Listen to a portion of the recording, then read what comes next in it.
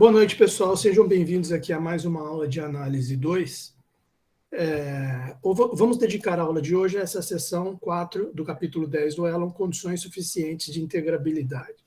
Você vê que essa seção já começa aqui com dois teoremas bem interessantes, né? Toda função contínua, f de A bem R é integrável, toda função monótona, f de A bem R é integrável. Então, tem bem a ver com o título aqui, condições suficientes, quer dizer, não que seja necessário, mas é suficiente que uma função seja contínua e definida no intervalo fechado AB para que ela seja integrável.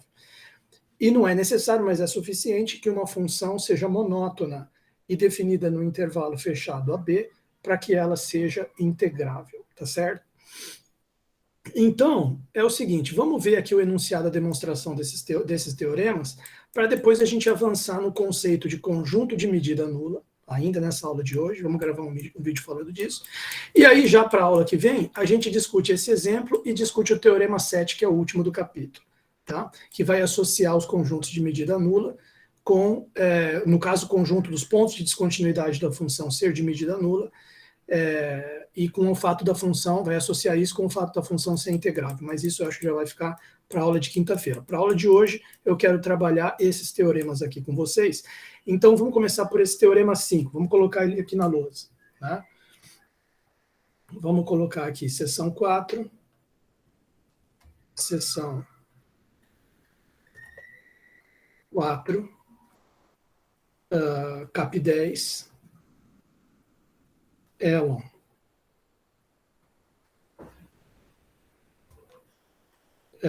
Tá aqui. Então, começa ali com teorema 5. Teorema 5. 5, né? 5, isso, toda função. Então, o teorema 5 é o seguinte, ele já é uma condição suficiente de integrabilidade. Quer dizer, função f dois pontos de AB em R contínua implica integrável. Tá? Então, vamos colocar assim, f dois pontos de AB em R, de AB em R,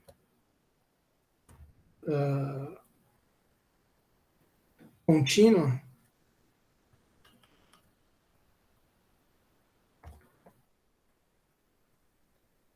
implica, ou então, né, f é integrável. E, veja bem, vamos dar uma discutida aqui nessa demonstração desse teorema 5. Se você for prestar atenção nessa demonstração, ela diz o seguinte, olha, dado epsilon maior que zero, pela continuidade uniforme, então já apareceu um conceito aí, né? Continuidade uniforme, que não é aqui desse capítulo 10. Então, eu já até deixei aberto aqui o capítulo 7, né? De F no compacto, outro conceito aqui que vem lá do capítulo 5, né?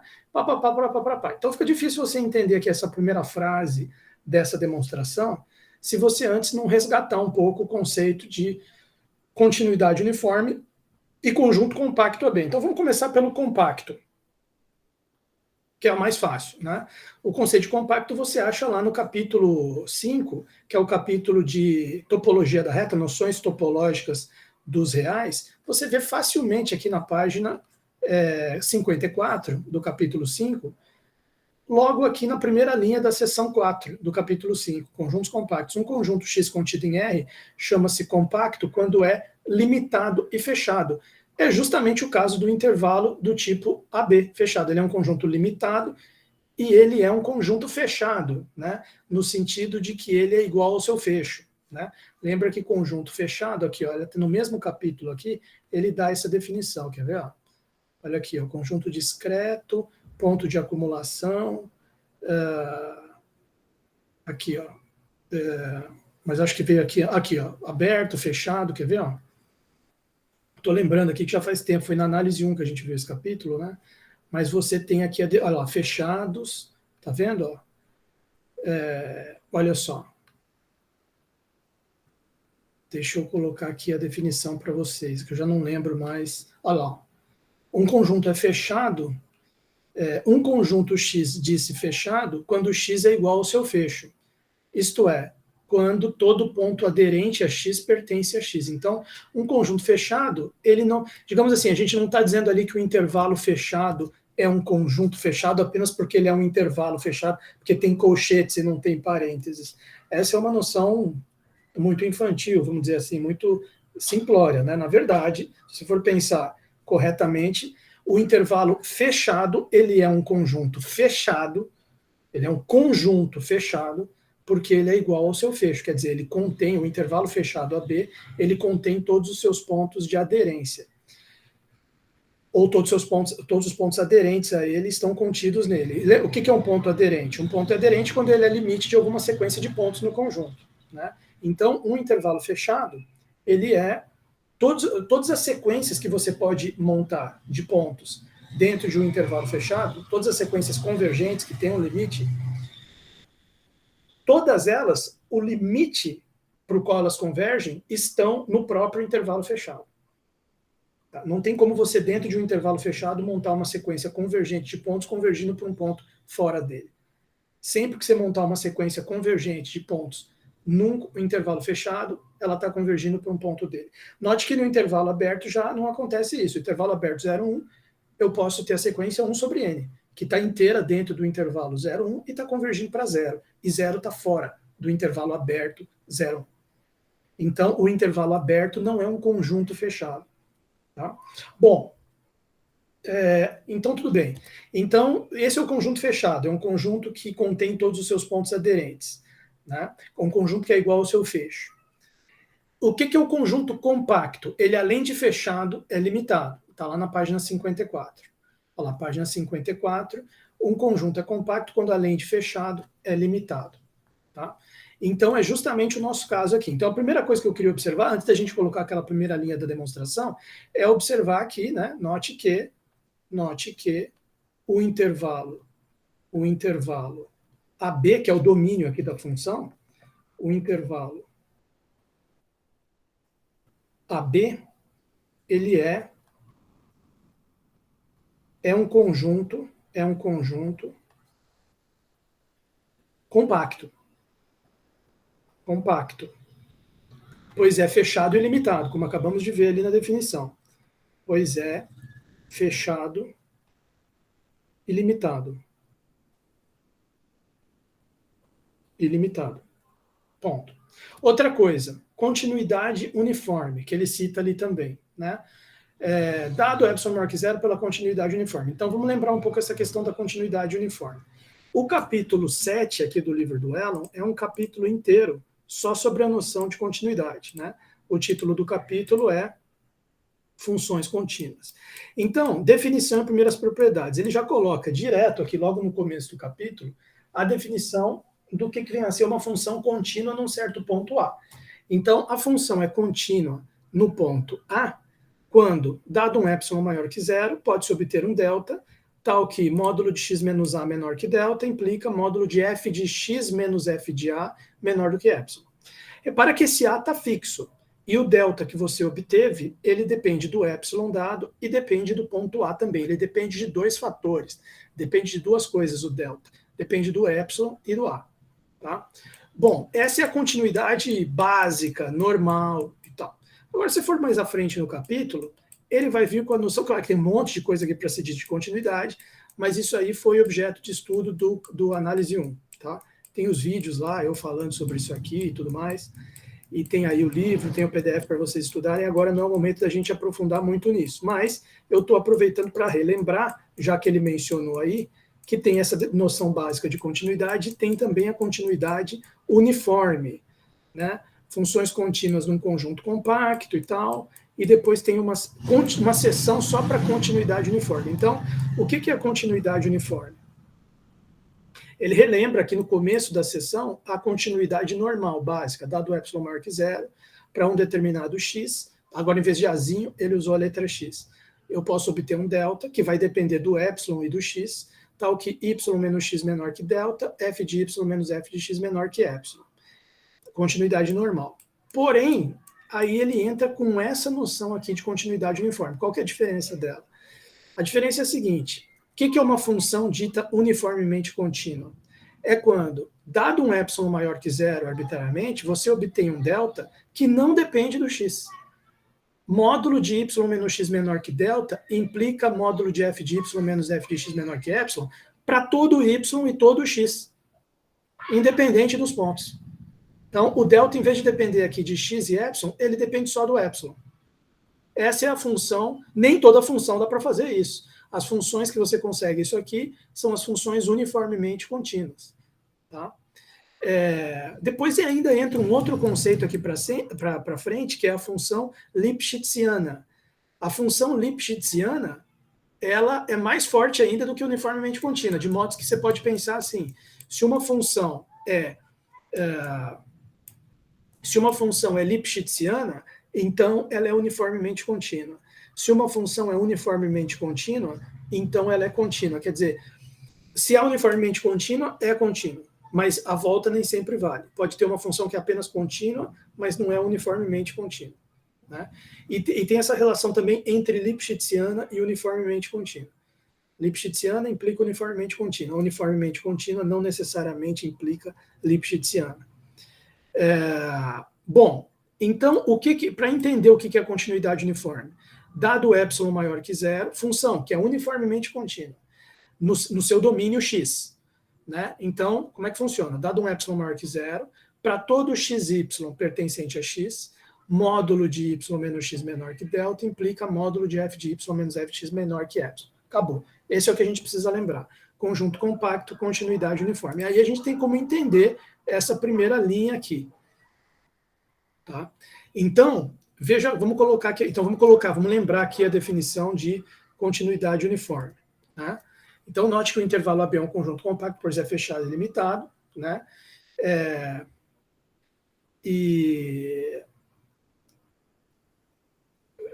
Deixa eu ver aqui o que eu posso escrever sobre continuidade uniforme. Porque aqui ele está dizendo apenas que a função é contínua. Né? Tá. Aqui está dizendo só que a função é contínua, mas aí tem um detalhe aqui para frente. Ó. Lembrei aqui o que tem que lembrar para os alunos aqui. Ó.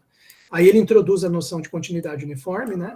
E aí ele vem o seguinte aqui, ó. Vem o teorema, se não me engano, é o 10.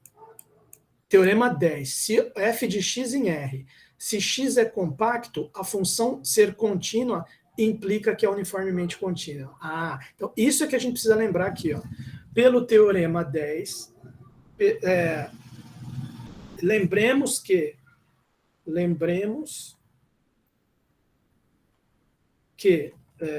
vale lembrar que, pelo teorema 10, porque ele não citou isso aqui na demonstração, mas eu estou lembrando aqui com os alunos, senão fica difícil também de entender, né?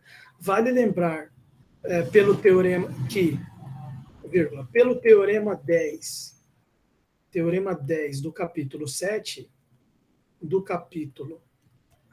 para aqueles alunos que não se lembram, uma função contínua definida num conjunto compacto, acabamos de lembrar aqui na frase anterior o que é conjunto compacto, que é o caso do intervalo fechado AB, função contínua definida num conjunto compacto, pelo teorema 10 do capítulo 7, f contínua, vou colocar aqui embaixo, f de AB em R contínua, como AB é compacto, né? Contínua, implica que F é uniformemente contínua. F uniformemente contínua. Aí é pelo teorema 10 do capítulo 7. Então nós estamos diante aqui de uma função que não apenas é contínua, mas ela é uniformemente contínua. Aí a gente pode colocar a primeira frase aqui da demonstração, sem muito medo de não entender. Dado epsilon maior que zero, portanto, né, daí, continuando aqui, dessa forma, agora eu vou colocar ali a primeira frase. Dado um epsilon maior que zero,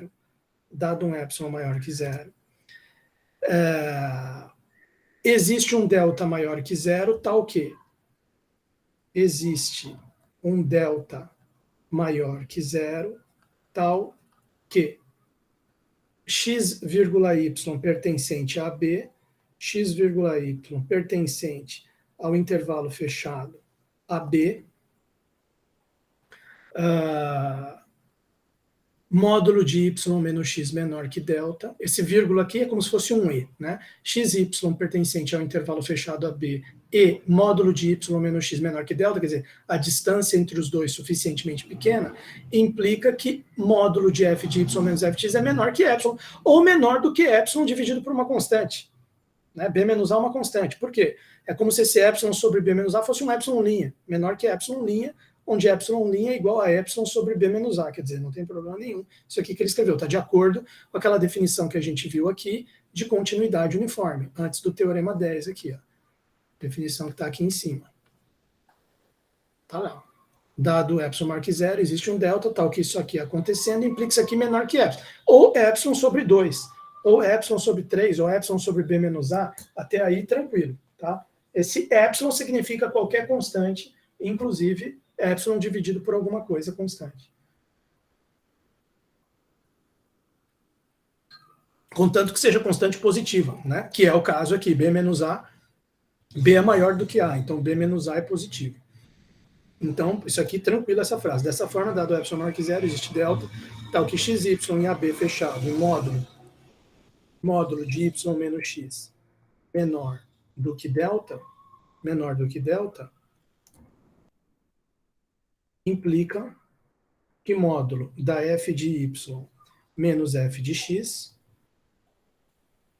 é menor do que epsilon, ou, como ele colocou ali, epsilon dividido por B menos A. Ponto final. Até aí tudo bem. Bom, e que ele quer, no fundo, provar que a função é integrável. Ele ainda vai usar o teorema 2. Tá? Depois desse capítulo 10 aqui. Depois eu vou lembrar o teorema 2, vai dar certinho. Mas antes, vamos ver essa próxima frase. Seja P uma partição de AB. Ah, então tem que lembrar o conceito de partição. Mas esse já está mais fresco na cabeça, né? Porque é desse capítulo. Seja P...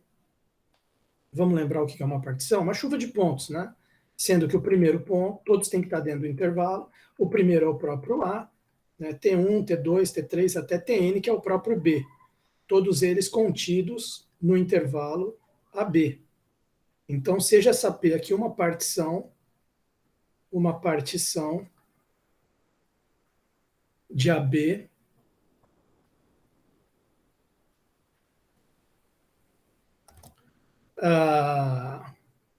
cujos intervalos têm todo comprimento menor do que delta. Isso aqui é possível? Você arranjar uma partição que todos os intervalos vão ter comprimento menor do que esse delta aqui, que você já... Por que ele pode colocar delta aqui? Porque pela continuidade uniforme, você sabe que existe o delta, que faz isso aqui acontecer. Então esse delta existe, ele é um número maior que zero, que você pode garantir que você está em posse dele. Mas você consegue criar, dado esse delta, você consegue garantir que existe uma partição de AB cujos intervalos têm todos comprimento menor do que esse delta? Eu creio que sim, pelo seguinte, ó. Só fazer um rascunho aqui. Imagina que aqui está o seu intervalo AB. A, vou colocar aqui, A e aqui o B. Imagina que ele está aqui. Como é que eu criaria uma partição? Vamos supor que esse delta é 0,1. Como é que eu sei que eu vou conseguir uma partição que os subintervalos dela vão ter todos comprimento menor do que 0,1? É muito simples, eu faço o seguinte, ó, eu começo colocando, claro, tem que colocar o T0 aqui, tem que colocar o Tn aqui, que é o enésimo último ponto dela. Eu coloco um ponto aqui no meio, bem no meio, ponto médio. Vejo a distância de A até ele, que é a mesma distância dele até B. Ela já é menor do que delta? Não, não é. Coloco mais um ponto aqui no meio, coloco mais um ponto aqui no meio. Quer dizer, no começo, o comprimento do intervalo era B menos A. A hora que eu coloquei o ponto aqui no meio, ficou B menos A. Foi o primeiro passo, passo 1, o comprimento do intervalo ficou B menos A dividido por 2 elevado a 1, que é 2. No segundo passo, que eu coloquei aqui e aqui, o comprimento do intervalo ficou B menos A dividido por 1, 2, 3, 4. Dividido por 4, que é 2 elevado a 2. Aí no próximo passo, se esse B menos A dividido por 2 ainda não é menor que delta, eu coloco um ponto aqui no meio de cada subintervalo. Aí esses intervalinhos aqui já estão todos com comprimento B menos A dividido por 2 ao quadrado. Ou seja, depois de M de Maria passos, cada passos desse de colocar um pontinho no meio de cada um, o comprimento do intervalo vai ser B menos A dividido por 2 elevado a m. Isso aqui é uma constante, isso aqui vai crescer até infinito, esse 2 elevado a m. Então, vai fazer com que esse resultado aqui, que é o comprimento do intervalo, tenda a zero e, portanto, fique menor do que qualquer delta que você queira. Então, esse procedimento de ir colocando um ponto médio ali a mais nos intervalinhos, ele acaba, de algum modo, sendo uma garantia de que dá sim, se você for aumentando esse número de pontos suficientemente, aí depende do delta, quanto menor for o delta, mais pontinhos você vai ter que colocar, vai ter uma hora que fatalmente você vai conseguir isso que ele está falando aqui. Você vai conseguir uma partição de AB, seja P, contida em AB uma partição de AB, tal que, como é que ele falou aqui? Tal que, cujos intervalos têm todos comprimento menor do que delta. Isso é perfeitamente possível. Cujos intervalos.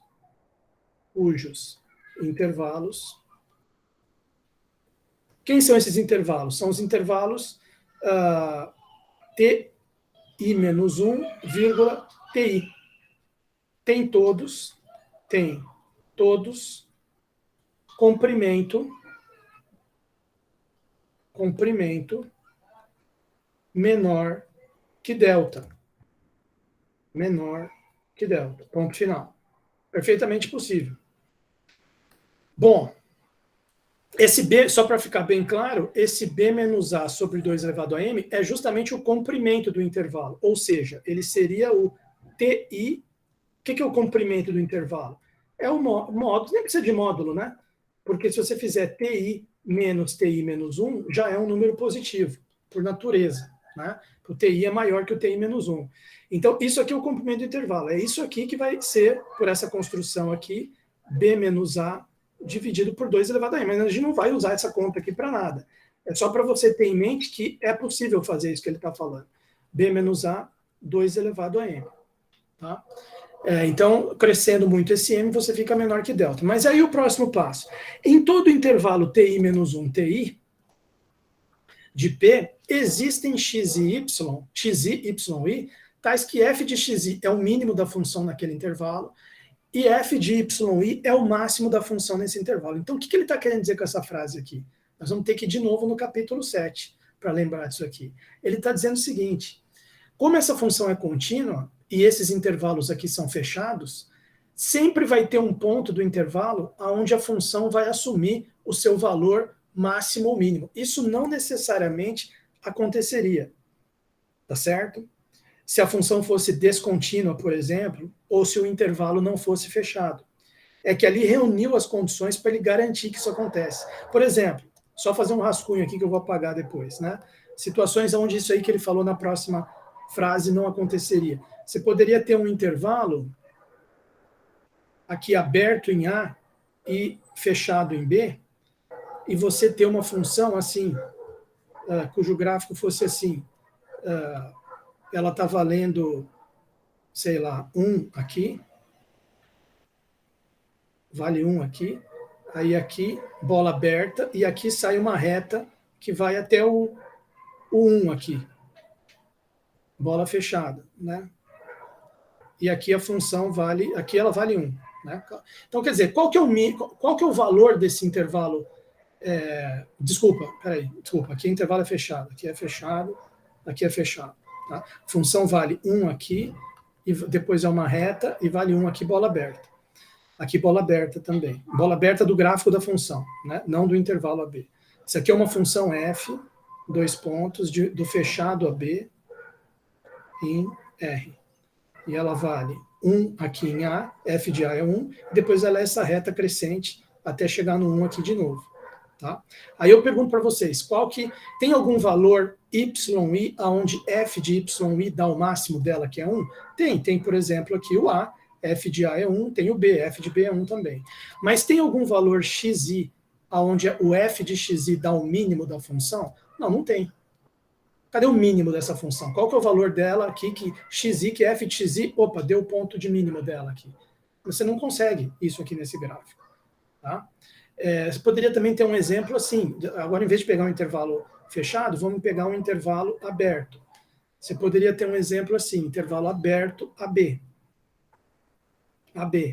E aí você imagina uma função que é como se fosse, por exemplo, um arco de parábola aqui, assim. aberto aqui.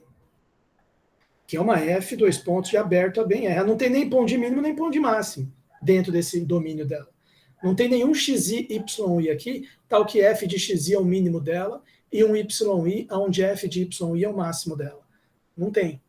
Tá? Então, isso que ele está falando aqui, essa frase que ele está falando aqui, em todo intervalo fechado, ti-1 até ti, dessa partição, existem, pelo fato da função ser contínua, e ela contínua em todo o seu domínio, então é contínua aqui dentro também, existem valores x, y, i dentro desse intervalo que vai até ti, valores que o f de xi dá o mínimo da função e o f de yi retorna o máximo da função. Tá? Então, eu só coloquei aqueles dois exemplos ali de quando isso que ele está falando não ocorre. Porque senão, se você for ler rápido, você pensar, mas isso aí sempre tem o valor de mínimo e de máximo da função. Não, mas nem sempre tem. Uma função definida aqui no aberto AB, com esse gráfico aqui, não tem o mínimo e o máximo dela aqui no aberto AB. Tá? Essa aqui, no caso, está definida num fechado, tem o máximo, em A e em B, ela tem ponto de máximo, que vale 1, mas não tem mínimo. Cadê o ponto xi aqui que dá o mínimo dela? Não tem, certo? Então, são situações que mostram que aquilo que ele está falando ali naquela frase, valeu a pena ele falar, foi algo especial e relevante para ele falar, porque nós temos condições especiais e relevantes que fazem aquilo acontecer, que é o intervalo ser fechado e a função ser contínua. Né? Como f é contínua, como por hipótese f é contínua,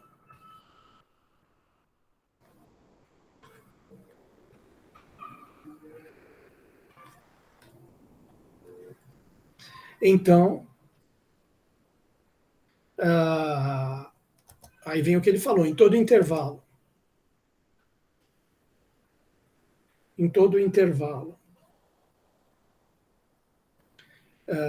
aí coloca aqui ti-1 fechado até ti fechado, existem xi i tais que xi e y tais que o f de xi dá o mzinho i, que é o mínimo da função nesse intervalo, e o f de yi dá o emão i, que é o máximo da função nesse intervalo. Agora, vamos lembrar um pouco esse teorema, para continuar isso aqui, terminar, vamos lembrar um pouco esse teorema 2 aqui, que ele está se referindo. É desse mesmo capítulo 10. Se você voltar aqui umas 5 páginas, 2, 3, 4, 5, você vai chegar aqui no teorema 2.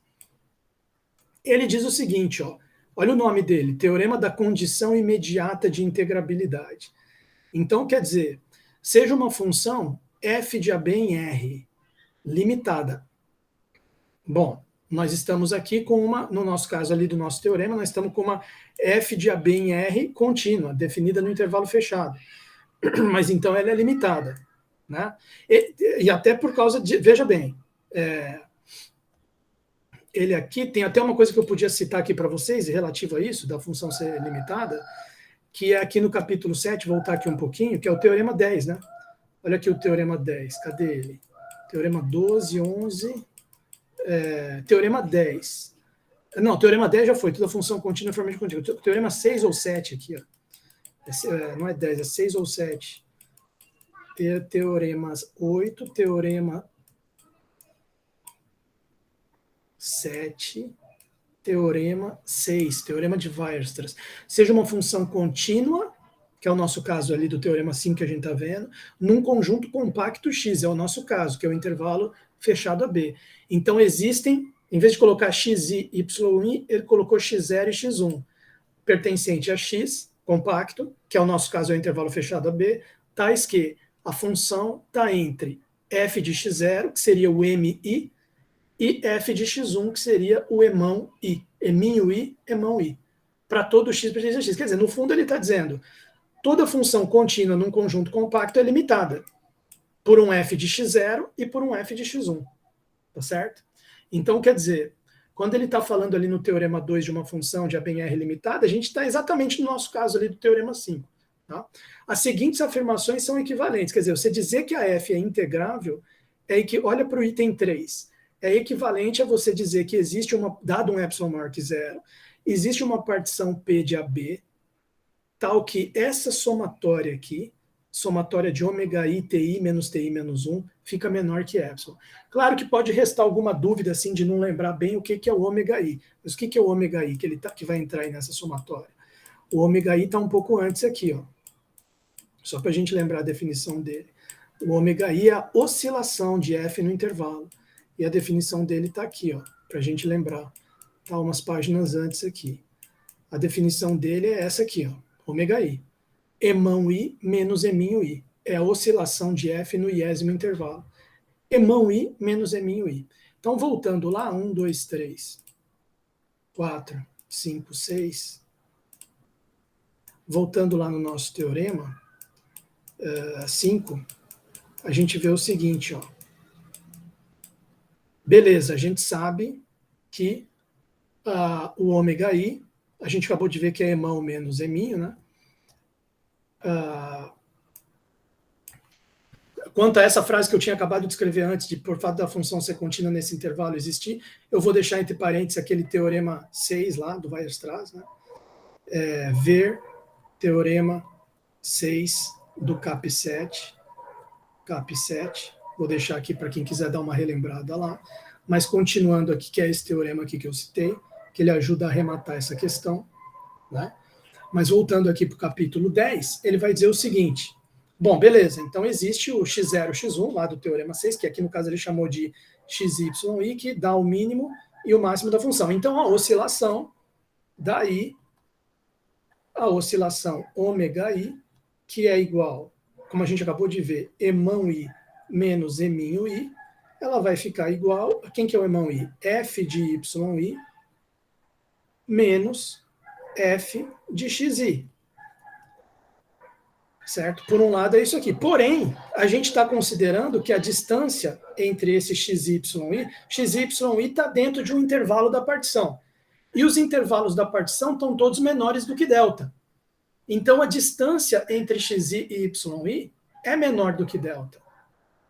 A distância do xy ser menor do que delta implica que essa distância entre o f de y e o f de xi vai ficar menor do que epsilon sobre b menos a. Então, aí agora vai amarrar com isso que ele tinha escrito antes. Tá? Porém,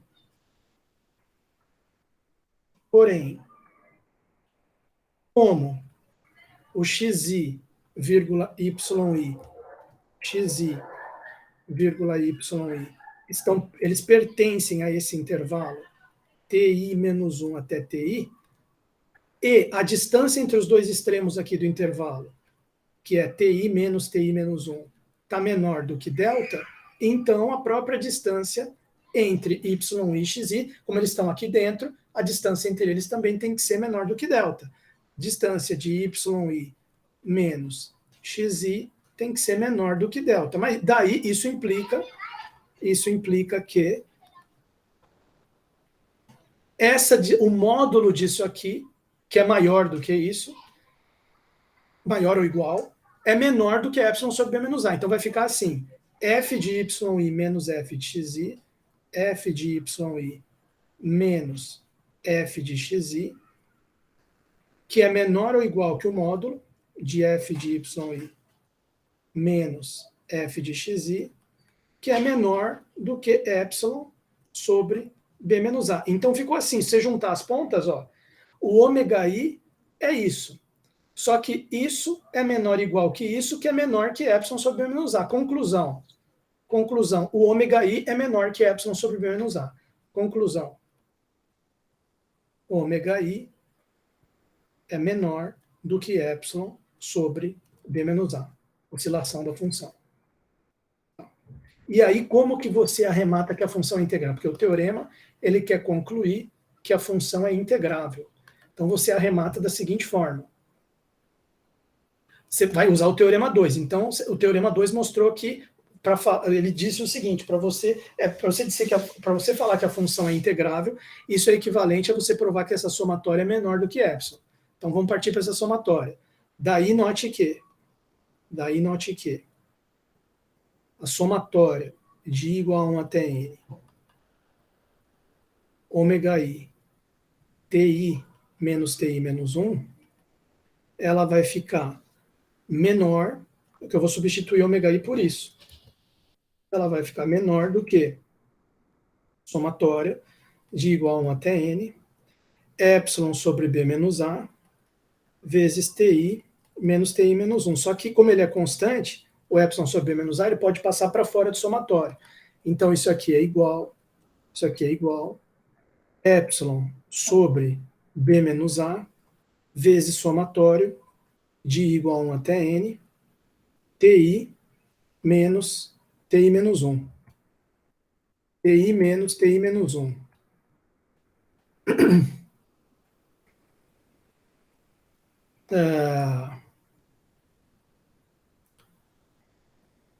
Veja, o que é a somatória de igual a 1 até n, TI menos TI menos 1? É a somatória de todos esses comprimentinhos aqui desses intervalos. Se você somar todos esses comprimentos, vai dar o total do comprimento aqui, que é b menos a. Então, isso aqui é igual epsilon sobre b menos a vezes b menos a.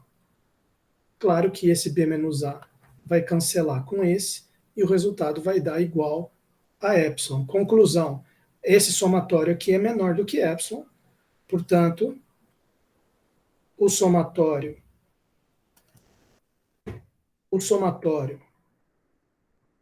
de igual a 1 até n, ômega i, TI menos TI menos 1, é menor do que epsilon.